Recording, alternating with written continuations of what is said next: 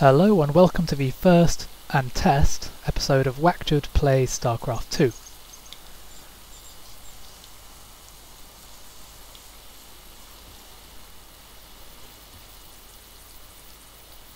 There I start with the good luck and have fun, just to be polite.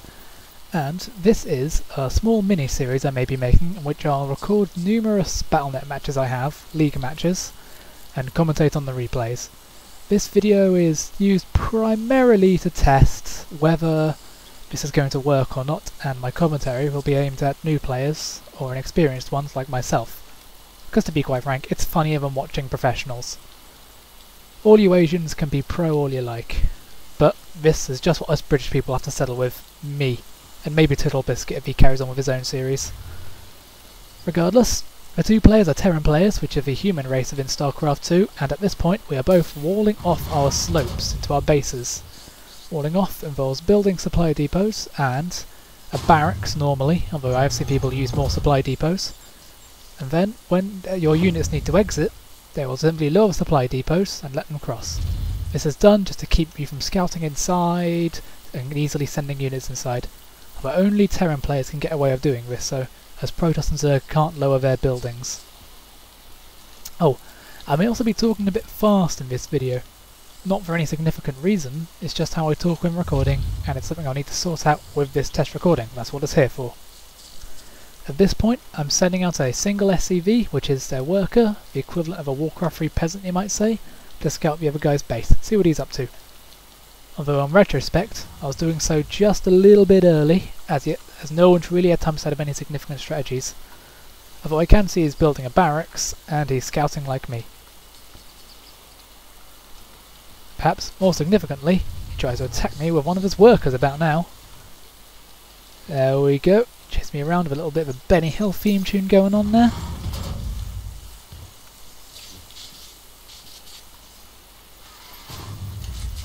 Then, just to tick him off really, I build a refinery in his base. At most, if he's planning on going straight to air, this will slow him down. Turns out he's not, so he won't need all the Vespian gas. So to be honest, this was just a waste of 75 minerals on my part. Anyway, currently we all have our walls set up. Well, I'm still setting mine up technically, but it's functional. And I'm upgrading to a command centre. And so is he at this point. Sorry about that. Good thing this is a test recording. Regardless, command centres let you call down mules, which help you resource minerals. They let you enhance the supply depot, so you get more supply for their money, and they let you use a radar to see what the other guy is working on. As you can see, I've brought down a mule to get things sorted and help my mineral supply get up. Although to be honest, I already have quite a few at this point, and I really don't know why I'm not working on building an armory or a factory or whatever. As you can see, he's sending a marine to deal with my refinery. If he did plan on building two refineries, this has slowed him down a lot, but it probably hasn't, because he probably didn't need one, given his strategy in this game. As you can see, he's making a factory,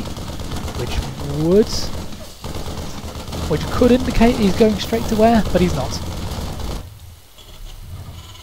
And at this point I'm sending out several marines. It doesn't hurt to produce several cheap marines early on, so you can start to harass the other guy. I could have gone tech and gone for Reapers, which to be honest would have been a better idea, but I didn't. And to be honest, he is producing marines as well at this point. And we're both on pretty much the same footing right now. We're both producing the same unit, and we're both going for the same start.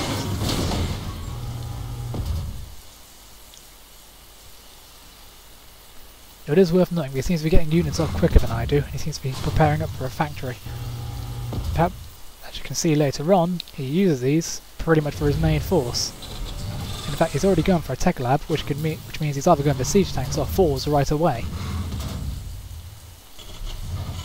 At my point though, I've already rushed to air, because I'm cheap like that and I want to get me some battleships, and I'm building up a starport.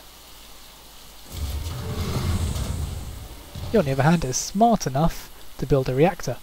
The reactor lets you produce two marines at once, which is something I for whatever reason did not think of doing, so my marines are slowly trickling out, while his really began to pump out soon, which is a problem for me because I'm about to attack him with marines. So watch my Marines run face first into a wall and die.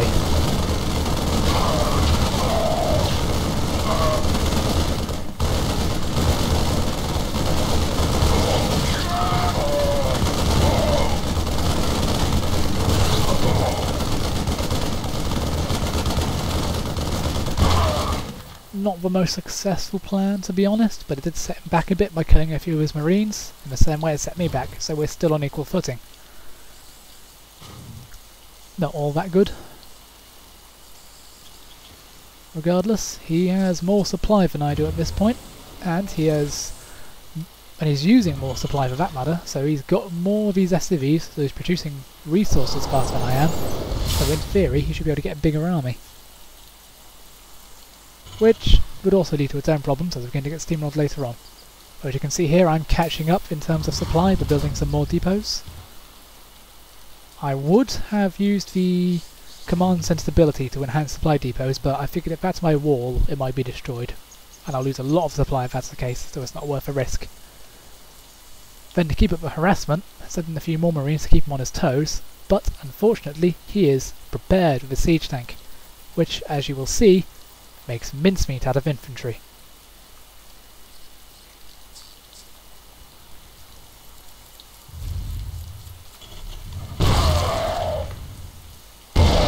Those Marines didn't stand a chance at all. Oh look, a bear. At this point I decided to be better off my Marines if I send them to the Zelnaga towers, which are like watchtowers, and reveal the area around you, so I can see if he's working on any expansions. It's not a bad idea, if anything. Comes in handy later on, I'll tell you that much. Here I am, already building up some Banshees, which I plan to use with the cloak to harass the other guy and perhaps take out some of his either his workers or his factories. Because let's face it, factories are never a good thing used against you.